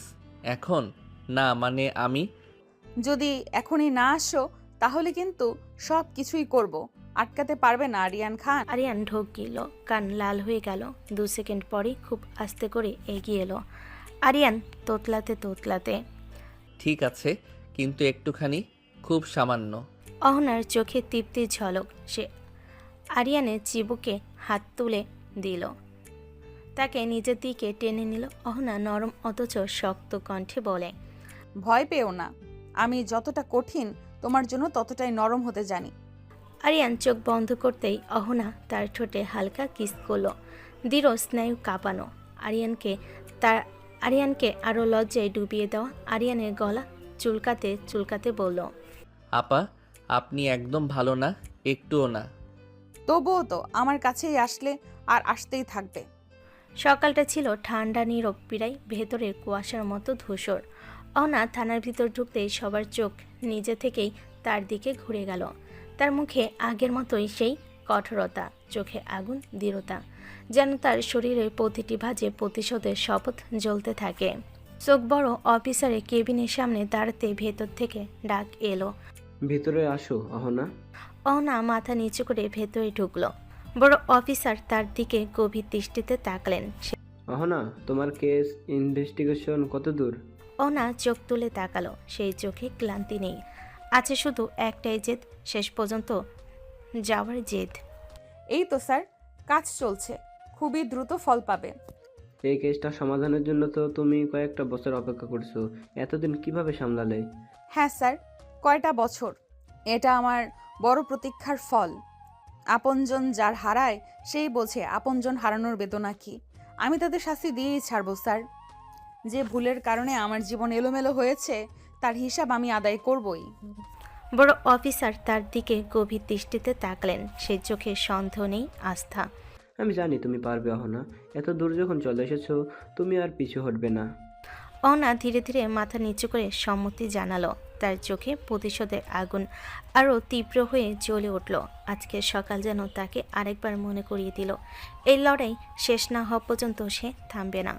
বড় অফিসার চেয়ার থেকে সামান্য ঝুঁকে এলেন, কণ্ঠটা আগের চেয়ে অনেক গম্ভীর, যেন বাতাসও থমকে গেল। আচ্ছা শোনো না, আমাদের কাছে নতুন একটা খবর এসেছে। অহনা খানিকটা কপাল কুঁচকে তাকালো। বড় অফিসারের চোখে আতঙ্ক নয়, বরং উদ্বিগ্ন দায়িত্ববোধ। মন্ত্রীর ছেলে ব্যবসার আড়ালে নাকি নারী পাচার করছে। আমাদের ধারণা গ্রামের মেয়েদের চাকরির লোভ দেখিয়ে নিয়ে এসে বিদেশে পাচার করে দেওয়া হচ্ছে। অহনার চোখ মুহূর্তে কঠিন হয়ে গেল, ঠোঁটের কোণ শক্ত হয়ে উঠল রাগে। আমি চাই তুমি এই বিষয়ে তদন্ত করো। তোমার মতো সাহসী আর নির্ভীক অফিসার অন্য কেউ নেই এখানে। তুমি চেষ্টা করলে এই নোংরা কাজটা বন্ধ করতে পারবে, আমি নিশ্চিত। অহনা ধীরে ধীরে দাঁড়ালো। তার কণ্ঠে ভয় নেই, দ্বিধা নেই, শুধু দায়িত্ববোধ আর জেদ। জি স্যার, আমি আজকেই খোঁজ নেওয়া শুরু করছি। এই কাজটাও শেষ করব, যেভাবে বাকি কাজগুলো করেছি। বড় অফিসার তৃপ্তির নিঃশ্বাস ফেলেন। ঠিক লোককেই দায়িত্ব দিয়েছেন, সেটা আবার নিশ্চিত হলেন। কেবিন থেকে বের হয়ে অহনা তার নিজের ডেস্কে গিয়ে বসল। বাইরে ভোরের আলো পুরোপুরি ফোটেনি। থানার করিডোরে টিউবলাইটের ফ্যাকাশে আলো পড়ে আছে। অহনা ধীরে ধীরে পুরনো কেস ফাইলগুলো টেনে নিল। পাতাগুলো হলুদ হয়ে গেছে, কিন্তু নির্যাতিত মেয়েদের ছবি দেখে তার বুকের ভেতরটা আবার জ্বলে উঠল। সে একটা ফাইল খুলে চোখ বোলাতে বোলাতে ফিসফিস করে বলল, এদের কাউকে ছাড়বো না, একটা মেয়েও আর হারাবে না। তার আঙ্গুলের ধরা কলমটা শক্ত হয়ে উঠল। অহনার ভেতর দৃঢ়তা আরও এক ধাপ বেড়ে গেল। সে আরও এক যুদ্ধ শুরু হলো। আজ ভোরের নরম আলোটা পদ্মার ফাঁক গলে ঘরে ঢুকছে। আরিয়ান আধঘুম চোখে হাত পা ছুটতে ছুটতে ডান পাশে হাত বাড়ালো, কিন্তু পাশে কেউ নেই। বিছানার চাদর ঠান্ডা। সে হঠাৎ চোখ মেলে উঠে বসল। অহনা কোথায় গেল এত সকালে? পুরো ঘর নিঃশব্দ। আরিয়ান ঘুম যেন পায়ে এগুতেই চোখে পড়ল টেবিলে সুন্দর করে ভাঁজ করা একটা চিঠি। হৃৎপিণ্ডটা কেমন ধপধপ করতে লাগলো। চিঠিটা হাতে তুলে খুলল। ভিতরে অহনার মোটা হাতে লেখা, আরিয়ান, আজ ভোর 5টা থেকে আমার কাজ শুরু। আমি বের হয়ে যাচ্ছি, আমাকে খুঁজতে আসবে না। ডিউটি শেষ হলে নিজেই ফিরে আসবো। অহনা। আরিয়ান গভীর নিঃশ্বাস নিয়ে চিঠিটা ভাঁজ করল। মুখটা কেমন গম্ভীর, আবার শিশুদের মতো অভিমানীয়। তারপর নিজের মনে গজগজ করতে শুরু করলো। আপনাকে খুঁজতে আমার বইয়েই গেছে। আপনি না থাকলে আমি বরং শান্তিতে থাকি। সারাক্ষণ ভয় পাই না, কাঁপতে হয় না, লজ্জায় মরতে হয় না। সে চিঠিটা বালিশের পাশে রেখে বসে থাকলো কিছুক্ষণ। চোখে মুখে শুধু অভিমান, কিন্তু সেই অভিমানের নিচে যে চিন্তা, সেটা লুকাতে পারল না। যাই বলেন, এভাবে কেউ না বলে চলে গেলে আমার ভালোই লাগে না। তারপর মাথা ঝাঁকিয়ে উঠে পড়ল অভিমানী স্বামী। তবুও মনের গভীরে অহনার ফেরার অপেক্ষা রয়ে গেল। ক্যাম্পাসের মধ্যে রোদটা নরম হয়ে পড়েছে। আরিয়ান ব্যাগ কাঁধে ঝুলিয়ে চুপচাপ হাঁটছিল। মুখটা কেমন গম্ভীর, চোখে ঘুম, অভিমান আর চাপা টেনশন। ওকে দেখে বন্ধুরা ছুটে এলো। কিরে ভাই, মুখ এমন শুকানে কেন? বউ আদর করে নাই নাকি সকালে? আরিয়ান হাঁটা থামিয়ে একদম থমকে গেল। চোখ বড় বড় করে তাকালো রিফাতের দিকে। এটা কি ধরনের কথা? তোদের মুখে এসব মানায়? ওহো, রেগে যাচ্ছিস কেন? আমরা তো মজা করলাম রে ভাই। স্বামী স্ত্রীর পার্সোনাল বিষয়ে কথা বলিস কেন? এই সব বন্ধ করবি তো? ও বাবা, 2 দিনেই দেখি তুই পুরো পাল্টে গেছিস। বউ পেয়ে এখন আমাদের মনেই রাখিস না। তেমন কিছু না, তোরা জানিসই তো আমি ওনাকে এখনো ঠিক মতো মেনে নেইনি। হা হা, মেনে নেও নাই? তলে তলে মধু খাচ্ছিস আর বলছিস মেনে নেইনি? আরিয়ান খেই হারিয়ে হক চকিয়ে গেল। তার গাল লাল হয়ে উঠল লজ্জায়। চোখ ঘুরিয়ে চারিদিকে তাকালো, কেউ শুনল কি না। কি যে বলিস তোরা, মানুষের সামনে লজ্জা লাগে না তোদের? আরে ভাই, বউ সুন্দর, স্মার্ট, সিনিয়র, তুই তো ভাগ্যবান। সে তোকে দেখে হেসে দিলেই তোর গলা কাঁপে, এখন বলছিস মেনে নেনি? আরিয়ান গম্ভীর থাকার অনেক চেষ্টা করলো, কিন্তু মুখের কোণে একটু লাজুক হাসি টিকেই রইল। আমি সেইভাবে কিছু করি নাই, কিছু হয়নি এখনো। হইবেও, এই হাল দেখে বুঝতেছি রাত জাগা পাখি হয়েছিস। চুপ কর, আর একটা কথা বলবি আমি সত্যিই রাগ করব। আচ্ছা ঠিক আছে ঠিক আছে, কিন্তু ভাই বউটা তোকে নিয়ে একটু বেশি সিরিয়াস। এরকম যদি থাকে তোকে আর খুঁজে পাওয়া যাবে না। আরিয়ান চুপ হয়ে গেল। নরম হাওয়ায় ওর চুল উড়ছে। হালকা হাসি, গলে চাপা লজ্জা। সিরিয়াস তো, কিন্তু কেন যেন ওনাকে ছাড়া এখন ভালো লাগে না। আরিয়ানের বন্ধুরা আবার মজা করতে থাকলো আর সে মুচকি হেসে মাথা নিচু করে ক্লাসের দিকে হাঁটতে লাগলো। অভিমানী লাজুক, তবুও ও মনে মনে অহনার দিকেই টান অনুভব করে। ইস, এই ছেলেটা যেন কোথায় দেখছি, মনে হচ্ছে খুব কাছের কেউ। ঠিক সেই মুহূর্তে দরজা ঠেলে অহনা ঢুকলো।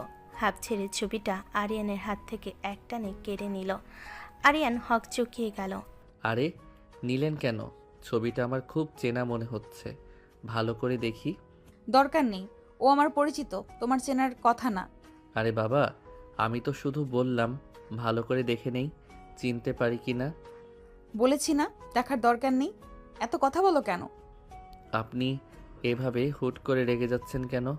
আমি কি রাগার মতো কিছু বলেছি নাকি? কারো পার্সোনাল জিনিসে হাত দিতে নেই, এটা শেখানো হয়নি তোমাকে? আমি আপনার কোনো পার্সোনাল জিনিসে হাত দেইনি। আমি তো জামা বের করছিলাম, ছবি নিজেই পড়ে গেছে। ছবি পড়ে গেছে তাই বলে দেখতে হবে? যা পড়ে সেটা হাতেও তুলতে নেই। আর কোনো কথা না বাড়ি ছবিটা আলমারির ভেতর থেকে নিয়ে গিয়ে সোজা ড্রেসিং টেবিলে লুকিয়ে রাখলো। দরজাটা এমনভাবে বন্ধ করলো যেন দাঁত চেপে রাগ গিলে খাচ্ছে। আরিয়ান বিস্ময়ে তাকিয়ে রইল। এত রাগ কেন?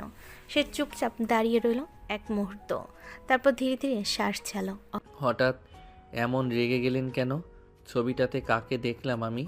মনে হচ্ছে বড় কিছু লুকিয়ে আছে, কিন্তু কি? অহনা তখন পিছনে ফিরে দাঁড়িয়ে আছে, চোখের কোণে চাপা ব্যথা, ঠোঁটে দৃঢ়তা, যেন তার ভেতর লুকিয়ে আছে এক গভীর ভয়ঙ্কর অতীতের রহস্য। আরিয়ান নিচেকে চুপচাপ খেয়ে উঠল। মাথায় এখনও ছবিটা নিয়ে প্রশ্ন ঘুরছে, তবে সে কিছু বলতে চায় না। অহনা যখন রেগে থাকে তখন তার সামনে চুপ থাকাই বুদ্ধিমানের কাজ। খাওয়া শেষে ধীরে ধীরে সিঁড়ি বেয়ে উপরে উঠছিল সে। ঠিক তখনই অহনা দেখল রুমের দরজায় দাঁড়িয়ে আছে, চোখ দুটো কিছুটা শান্ত, তবে মুখে অপরাধবোধ স্পষ্ট। আরিয়ান মাথা নিচু করে পাশ কাটিয়ে রুমে ঢুকতে যাবে, ঠিক তখনই অহনা তার হাতটা ধরে ফেলল। আরিয়ান সরি, তোমার সাথে তখন ওইভাবে কথা বলা উচিত হয়নি, আমি একটু বেশি রেগে গিয়েছিলাম। আরিয়ান থেমে তাকালো। অহনার চোখে অনুতাপ, যেন সে সত্যি ভুলটা বুঝেছে। আরিয়ান হালকা হেসে বলল, সরি বলার দরকার কি? আপনার যেটা মনে হয়েছে আপনি তাই বলেছেন, আমি কিছু মনে করিনি। তবুও কখনো কখনো নিজের রাগকে কন্ট্রোল করতে পারি না, সেজন্যই খারাপ লাগছে। আসলেই তো, কারো পার্সোনাল কিছুতে হাত দেওয়া ঠিক না। আপনি রাগ করেননি, ঠিকঠাকই বলেছেন। না কয়েক সেকেন্ড চুপ করে রইল। তার চোখে তখন অদ্ভুত মিশ্র অনুভূতি, অনুশোচনা, লুকানো ভয় আর অজানা এক রহস্যের ছায়া। অহনা আস্তে করে বলল, ধন্যবাদ আরিয়ান, এভাবে বুঝে নেওয়ার জন্য। আরিয়ান তার দিকে তাকে শুধু একবার মৃদু হাসল, সোজা রুমে ঢুকে গেল। অনা দরজায় দাঁড়িয়ে বুঝল এই ছেলেটা যতটা সরলভাবে নিজেকে দেখায় তার ভেতরে অতটাই সোনার মতো নরম নয়। আর ভেতরে কোথাও একটা ভয় থাকে তাকে করে করে খাচ্ছিল। কোনোদিন এই মনটা তার সত্যি কথা জেনে যায়। আচ্ছা, এই বোকা শান্ত ছেলেটা কি সত্যিই কোনো অপরাধ করতে পারে? এতগুলো দিন একসাথে আছি, কই আমার তো মনে হচ্ছে না সে এত বড় অপরাধ করতে পারে, তাও কোনো প্রমাণের তীর তার দিকে। অহনা তাকে দেখলো আরিয়ান বিছানায় বসে গেমস খেলছে, মনে হচ্ছে যেন কোনো বাচ্চা ছেলে। অনা মনে মনে ভাবে, আমি কি সত্যিই কোনো ভুল করছি, নাকি এই শান্ত মুখের আড়ালে ভয়ঙ্কর কিছু লুকিয়ে আছে? বিকেলের রথটা জানালার পর্দা ছুঁয়ে রুমে ঢুকছে। আরিয়ান বই নিয়ে বসেছিল, হঠাৎই পাশের ড্রেসিং টেবিলে চোখ পড়তে তার নিঃশ্বাস যেন বন্ধ হয়ে গেল। অহনা শাড়ি পরে দাঁড়িয়ে, গাঢ় নীল শাড়ি, সিল্কের ঝিলিক, চুলগুলো ঢেউ খেলানো করে ছেড়ে দিয়েছে, ঠোঁটে হালকা লাল লিপস্টিক, গলায় ছোট্ট একটা লকেট দুলছে। আরিয়ান হাঁ করে তাকিয়ে রইল, চোখ পিটপিট করে। ভুলে গেছে অহনা আয়নার সামনে দাঁড়িয়ে একটু কপালে টিপ পড়তে আরিয়ান নিজের মনে বিড়বিড় করল, এই মহিলা প্রতিদিন এক এক রূপ, মানুষ নাকি ধাঁধা? অহনা ঘুরে তাকাতে আরিয়ান লজ্জা পেয়ে মুখ ফিরিয়ে নিল।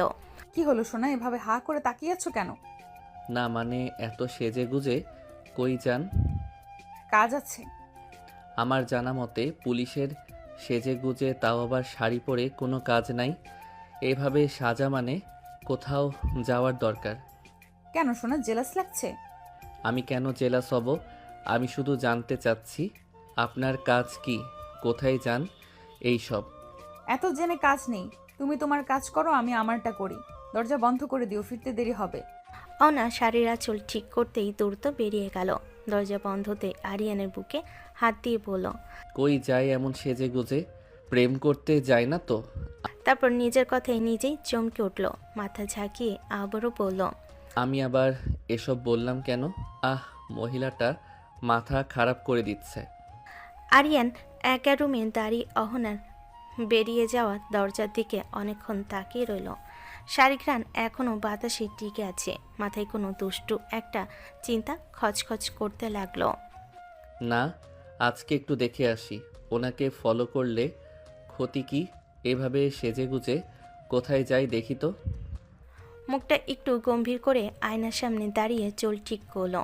ঠিক তখনই দ্বিতীয় একটা ভয়েস তার মাথায় কথা বলল, আরে পাগল, ও মহিলা যদি ধরে ফেলে যে তুমি ফলো করতেছো, তাহলে আমার বেঁচে থাকার ইতিহাসটাই শেষ।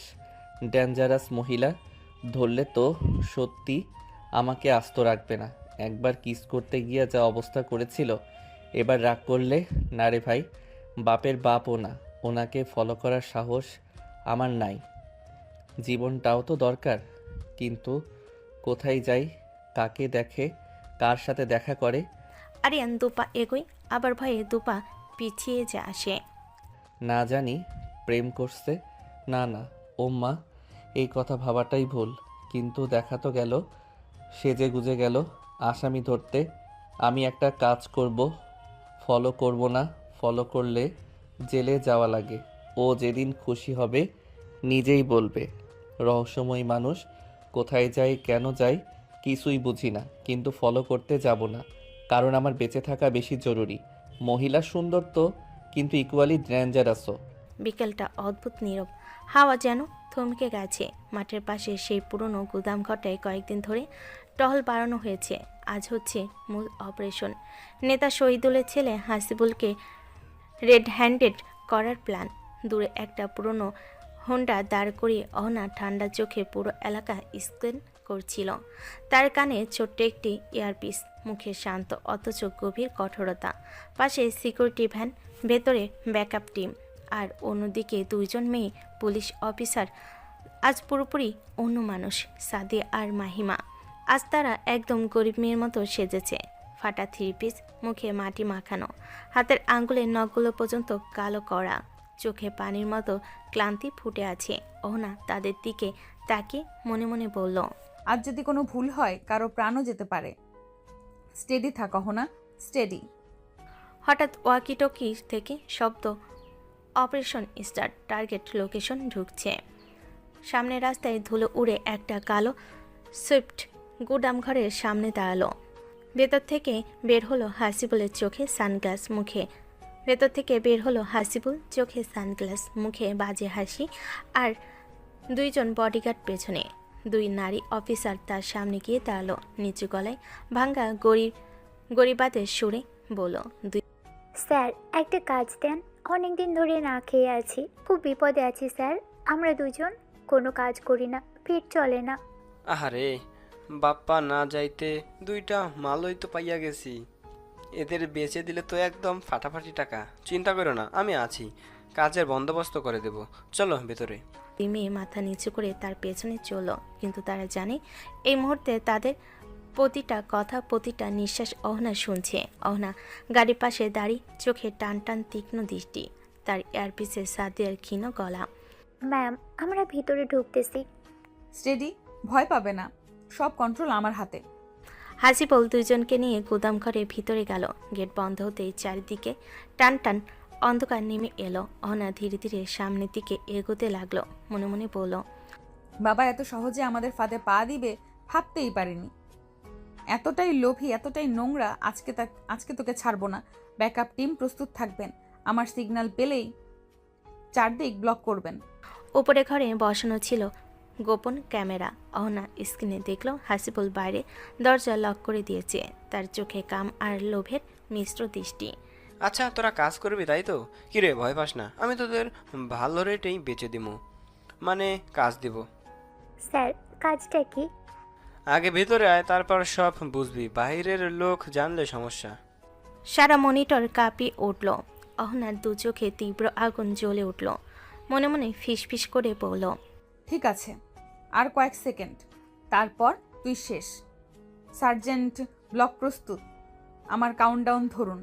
3, 2, 1। ঠিক সেই মুহূর্তেই গুদামের ভিতর থেকে সাদিয়ার কণ্ঠ। বডি ম্যাম এখনই। হাত তুলো, নড়বে না কেউ, পুলিশ চারদিক ঘেরাও করা হয়েছে।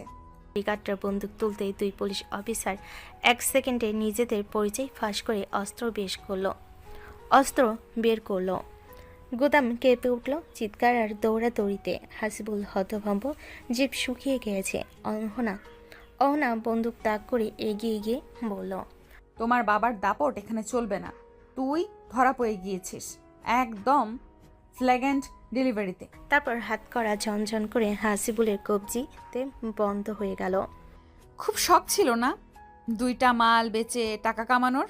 আজ মাল নয়, তুই জেলে পৌঁছবি। হাসিবুল চিৎকার করতে লাগলো, কিন্তু বাইরে ব্যাকআপ টিম ইতিমধ্যে সব নিয়ন্ত্রণে নিয়ে নিয়েছে। অহনা সাদিয়া মাহিমকে দেখে মৃত মাথা নেড়ে পড়ল। গুড জব, অপারেশন সফল। তারপর মনের ভেতর চাপা তৃপ্তির হাসি।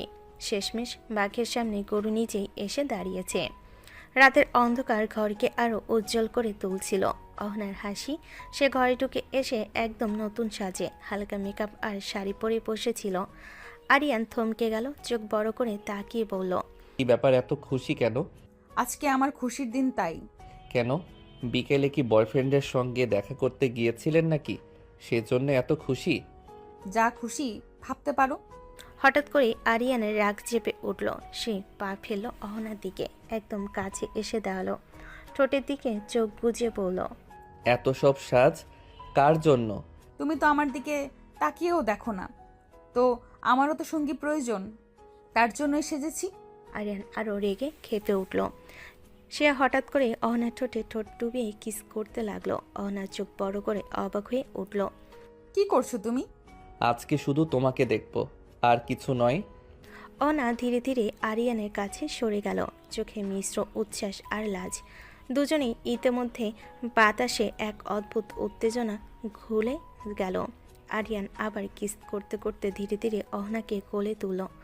অহনা আর রেগে লাজে নিজের হাত তার বুকের পাশে রাখল। দুজনের মধ্যে শান্তি আর উত্তেজনা একসাথে মিশে গেল। অহনা মনে মনে ভাবল, আজ সত্যি তুমি আমার কাছে ধরা দিলে আরিয়ান। আরিয়ান অহনাকে কোলে তুলে বিছানে শুয়ে দিল, তার চোখে মিশ্র উচ্ছ্বাস আর প্রণয়। আরিয়ান চোখে চোখ রেখে বলল, অহনার চোখে লাজ আর নরম হাসি মিশে গেল। সোনা, আমি তোমাকে ভালোবাসি। আজকে এত আদর করব যে তুমি ভুলতে পারবে না। আরিয়ান প্লিজ একটু সরো। কেন, নাকি আমি তোমাকে আদর করি না? আরিয়ান তার ঠোঁটে কিস করতে লাগলো, শাড়ি সরিয়ে বুকে মুখ ডুবিয়ে দিল। কিস করতে থাকলো সারা শরীরে। তারপর অহনা নাভিতে চুমু দিল। অহনা পুরোপুরি আরিয়ানের বশে চলে আসলো। আরিয়ান ইচ্ছে মতো আদর করতে লাগলো অহনাকে। অহনা তার সাথে তাল মেলালো। সকালে আরিয়ান চোখ মেলেই অহনাকে দেখে বিস্মিত হলো। অহনা নিজের ভোরের সাজে চমৎকার, নির্জল কেশ আর লাজুক হাসি। অহনা হালকা চোখে চোখ রেখে বলল, কি ব্যাপার, তুমি নাকি আমাকে মেনে নিবে না? এই কিছুদিন যেতে না যেতেই আমার দেওয়ানা হয়ে গেলে। আরিয়ান হেসে চোখে অগাধ প্রেমে ঝিলিক নিয়ে অহনার দিকে আরও কাছে এলো। জান, তুমি এত সুন্দরী, তোমার দিকে চোখ ফেরানো যায় না। তোমাকে ভালো না বেসে থাকতেই পারলাম না। অহনা লাজুক হেসে কিছু বলতে গিয়েও থেমে গেল। আরিয়ান ধীরে ধীরে অহনার ঠোঁটে চুমু দিল, তারপর গলায় হাত রেখে ধীরে ধীরে মুখের দিকে স্পর্শ করলো। অহনা হালকা থমকে বলল, এখন ছাড়ো, আমার ডিউটি আছে। ঠিক আছে সোনা, তবে আর একটু আদর করব তারপর। অহনা হালকা হাসি দিল, আরিয়ানের হাতে হাত মেলালো। তার দুজনেই শীতল হয়ে একে অপরের কাছে নরমভাবে আর নিঃশব্দে থাকা শুরু করলো। ঘরে শুধু হৃদস্পন্দন, নরম হাসি আর শান্ত উত্তেজনার শব্দ। আরিয়ান মনে মনে ভাবল, আমাকে তোমার দেওয়ানা বানাতে গিয়ে তুমি নিজেই কখন আমার দেওয়ানা হয়ে গেছো বুঝতেই পারছো না সোনা। রাত গভীর, ঘরে শুধু মিলান আলো আর নিস্তব্ধতা। অনা ধীরে ধীরে নিঃশব্দে আরিয়ানের কাছে এসে তার আঙ্গুল ছুঁয়ে নিল। যেন আদর করছে, কিন্তু আসলে তার ফিঙ্গারপ্রিন্ট নিয়েছে। আরিয়ান তখন আধো ঘুমে কিছুই টের পেল না। অহনার চোখে তখন শুধু একটাই আগুন, সত্য জানার আগুন। পরের দিন সকালে অহনা ল্যাবে গিয়ে একা দাঁড়িয়ে ভাইয়ের খুনের দিন উদ্ধার হওয়া চাকুটির সামনে, তার উপর শুকিয়ে যাওয়া পুরনো রক্ত, সেই সাথে আজ রাতে চুরি করে আনা আরিয়ানের ফিঙ্গারপ্রিন্ট। তার হাত থরথর করছে, সে প্রার্থনা করছে হে আল্লাহ, দয়া করে ম্যাচ যেন না করে। কিন্তু স্ক্রিনের মেশিনে শব্দ হলো বিপ। লাল রঙে লেখা ম্যাচ ফাউন্ড। হাত থেকে শরীর পর্যন্ত নিস্তেজ হয়ে গেল।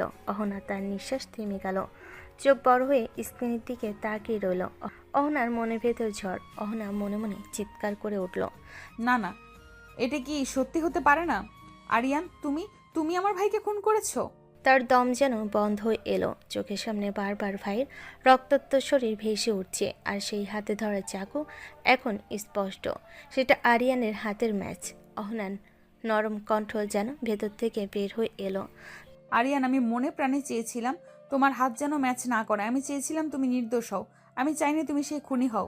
তার চোখ বেয়ে পানি গড়াতে লাগলো। ফাইলের উপর পড়ে ছড়িয়ে গেল সেই অশ্রু। অহনা নিজের মনে কথাগুলো বলতে থাকে, কিন্তু কি হলো? সেই তোমার হাতের সাথেই ম্যাচ করলো। আমার সন্দেহ, আমার দুঃস্বপ্ন আজ সত্যি হয়ে গেল। এবার আমি কি করব আরিয়ান? আমি একজন অফিসার, আমি তোমাকে ছাড়তে পারি না। আমার ভাইয়ের খুনের বিরুদ্ধে ব্যবস্থা নিতেই হবে। তোমাকে জেলে যেতেই হবে, তোমাকে শাস্তি দিতেই হবে। তুমি কেন করলে আরিয়ান? কেন আমার ভাইকে খুন করলে? অনার চোখে শুধু শূন্যতা। অফিসের বড় চেয়ারে বসে সে দেওয়ালের দিকে তাকিয়ে রইল। চোখের পানি থামছে না, বুকে ব্যথা থামছে না, হাত কাঁপছে। একদিকে ভাইয়ের মৃত্যু, অন্যদিকে সেই আরিয়ান, যাকে সে ধীরে ধীরে মনে গভীরে স্বীকার করে ফেলেছিল। সব কিছু ভেঙে গেল এক মুহূর্তে। দুপুরবেলা অহনা বাড়ির দরজায় আসলো কয়েকজন পুলিশ তার সাথে, তার হাতে অ্যারেস্ট ওয়ারেন্ট। আরিয়ানের মা চমকে চোখ বড় করে ফেলেন। কি ব্যাপার অহনা মা, হঠাৎ এত পুলিশ কেন? মা, আমরা আরিয়ানকে আটক করতে এসেছি। আরিয়ান, সে কি করেছে? আরিয়ান আমার ভাইকে খুন করেছে, তাও সেটা 4 বছর আগে। এক মুহূর্তে বাড়ির সবাই যেন স্থবির হয়ে গেল। হঠাৎ চুপচাপ তার মাথায় আকাশ ভেঙে পড়ার মতো অনুভূতি। আরিয়ানের বাবা ও ভাবি একেবারে স্থবির। আরিয়ানের চোয়াল কেঁপে উঠল। অহনা আরও বলল, আমাদের কাছে তখন তেমন কোনো প্রমাণ ছিল না, সিসিটিভি ফুটেজটাও স্পষ্ট ছিল না, তাই আমরা এতদিন কিছু করতে পারিনি। সত্যটা জানার জন্য আমাকে বাড়িতে আসতেই হয়েছিল। আমি আরিয়ানকে বিয়ে করে এই বাড়িতে আসি, যাতে সব কিছু জানা যায়। আজ আমি নিশ্চিত প্রমাণ পেয়েছি যে খুনটা আরিয়ানের হাতেই হয়েছে। বাড়ির সবাই হতবাক, কেউ কিছু বলতে পারছে না। আরিয়ানের মা চিৎকার করে ফেলেন, না না, এটা কি বলছো অহনা? আমার ছেলে, আমার আরিয়ান এসব করতে পারে না। আরিয়ান নিজের জন্য কাঁপতে লাগলো। চোখের সামনে সব ভেসে পড়ল, চোখের সামনে সব ভেঙে পড়ল। ভালোবাসা, বিশ্বাস, সব। অহনার চোখে তখন শুধু আগুন। তোমাকে শাস্তি পেতে হবে আরিয়ান। আমি আমার ভাইকে হত্যা করার অপরাধে তোমাকে ছাড়ব না। ঘরটা আজ অদ্ভুত নীরব। জানালার পর্দা সামান্য দুলছে। আরিয়ান ধীরে ধীরে এগিয়ে এসে ঠিক অহনার সামনে দাঁড়ালো। তার চোখ দুটো লাল, রাগে না কষ্টে বোঝা মুশকিল। বাবা, এতগুলো দিন আমার সঙ্গে থেকে আমাকে এই চিনলেন? এই আমার প্রতি আপনার বিশ্বাস, ভালোবাসা? অহনার ঠোঁট শক্ত হয়ে গেল, চোখে কোনো আবেগ নেই, শুধু বরফের মতো ঠান্ডা কঠোরতা। এখানে বিশ্বাস ভালোবাসার কিছু নেই আরিয়ান, সব কিছু প্রমাণের হাতে। আমার ভাইকে যে চাকু দিয়ে খুন করা হয়েছিল সেটাতে তোমার ফিঙ্গারপ্রিন্ট মিলেছে। একটা ফিঙ্গারপ্রিন্ট দিয়ে আমাকে খুনি বানিয়ে দিলেন আপনি? এই তো আপনার বিচার? আইন প্রমাণেই বিশ্বাসী, এখানে আবেগের কোনো জায়গা নেই। আমি তো বুঝতে পেরেছিলাম আপনি এই উদ্দেশ্যেই এই বাড়িতে এসেছেন, শুধু প্রতিশোধ, শুধু আমাকে দোষী প্রমাণ করার জন্য। তুমি কিভাবে বুঝলে? সেদিন যে ছবিটা পড়ে গিয়েছিল সেটা ছিল আপনার ভাইয়ের ছবি।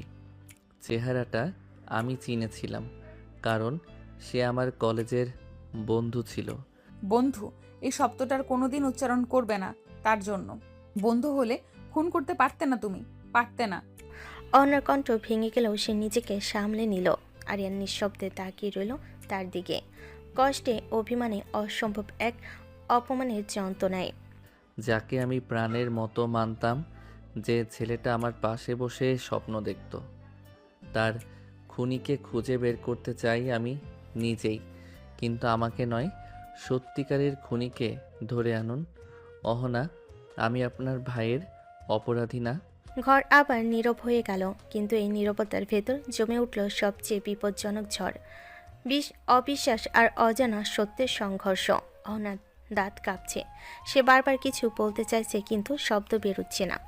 আরিয়ান ধীরে ধীরে সামনে এগিয়ে এলো, তার চোখে আর রাগ নেই, আজ শুধু গভীর কষ্ট আর বিষাদ। অহনা, আমি সিয়ামকে পেয়েছিলাম রক্তাক্ত অবস্থায়, ওর পেটে তখন ছুরি গেঁথেছিল, আমি শুধু সেটা টেনে বের করেছি। হয়তো সেই বের করার কারণেই আমার ফিঙ্গারপ্রিন্ট সেখানে গেছে। আমি সিয়ামকে হাসপাতালে নিয়ে গিয়েছিলাম, কিন্তু ডাক্তার তখনই তাকে মৃত ঘোষণা করে। তখন আমার আর কিছু করার ছিল না অহনা।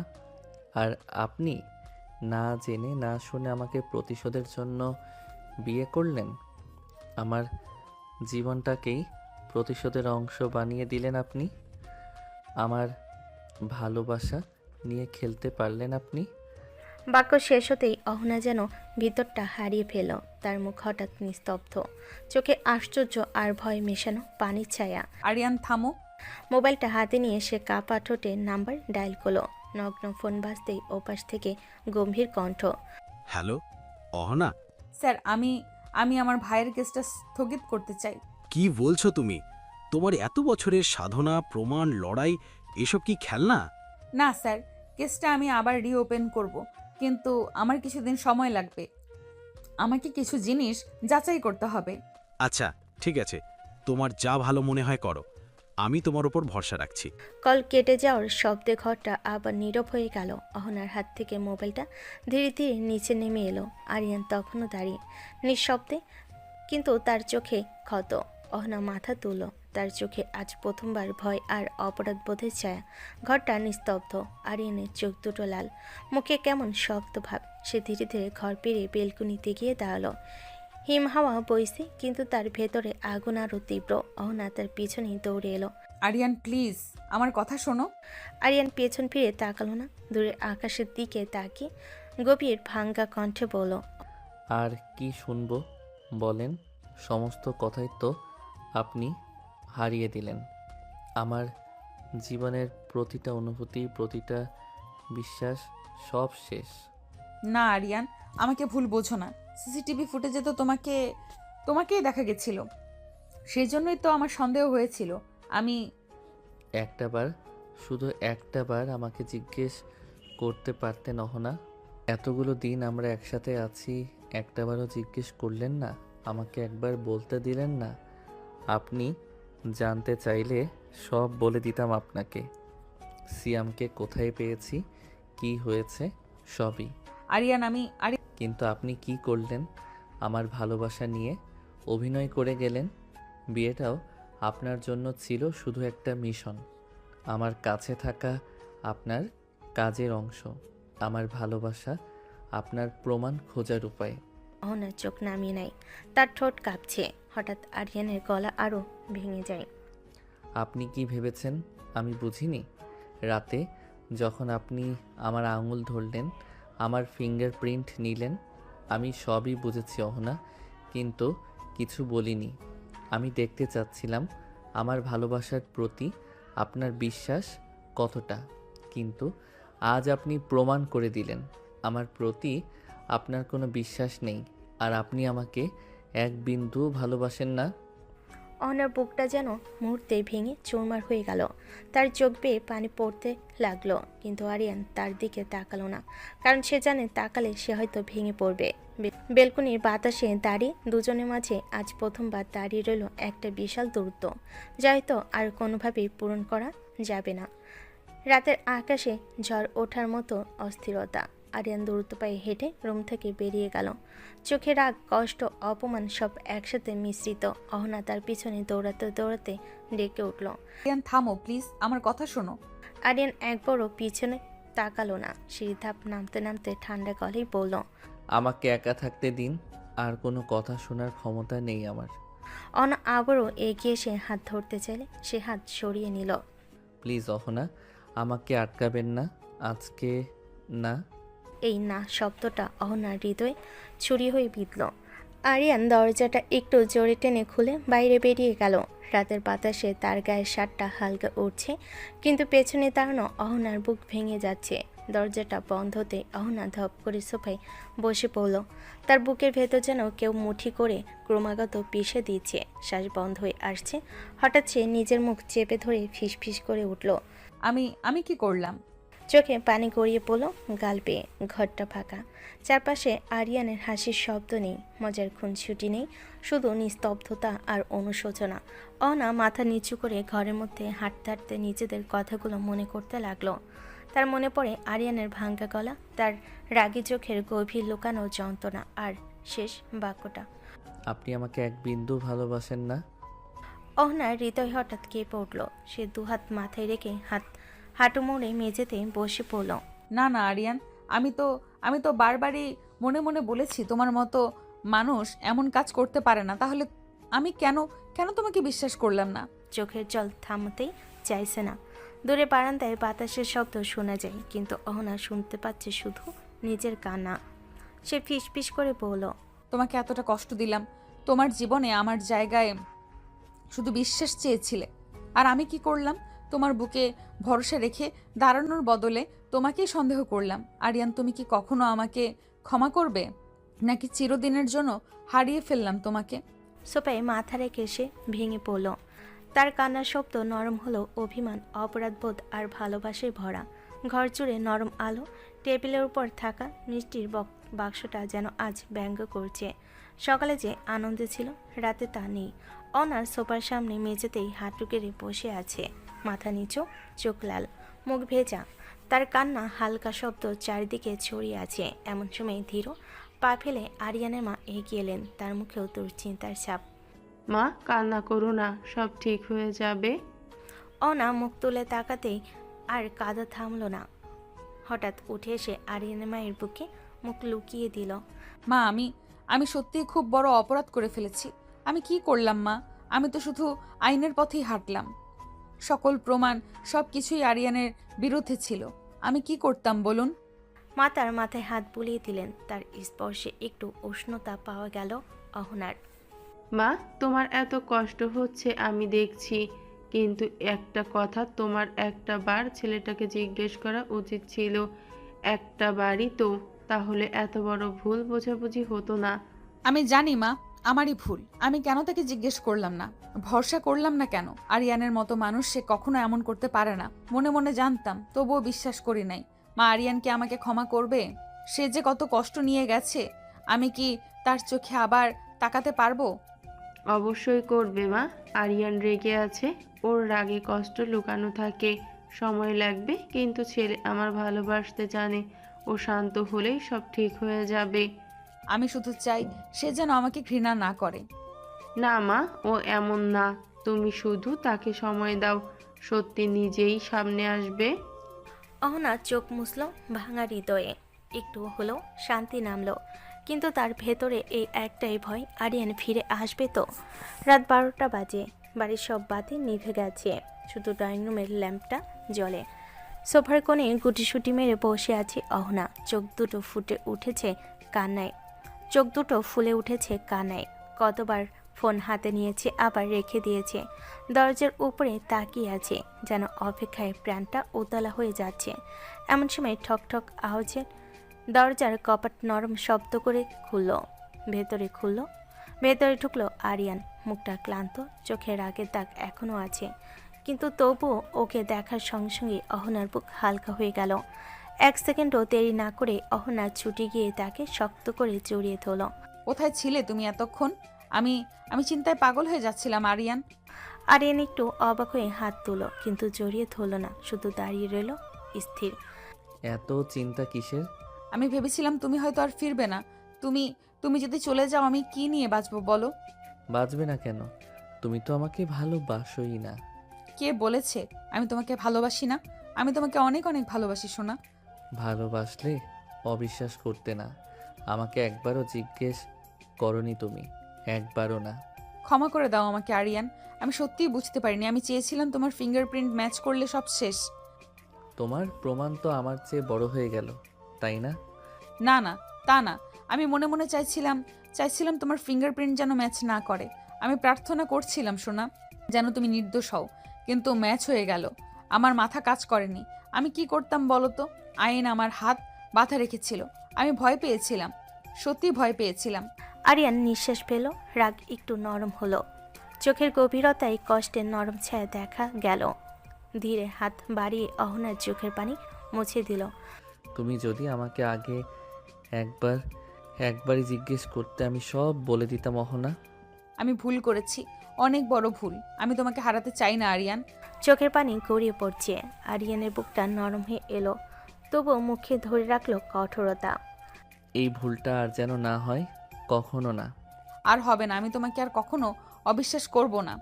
প্লিজ আমাকে ছেড়ে যেও না।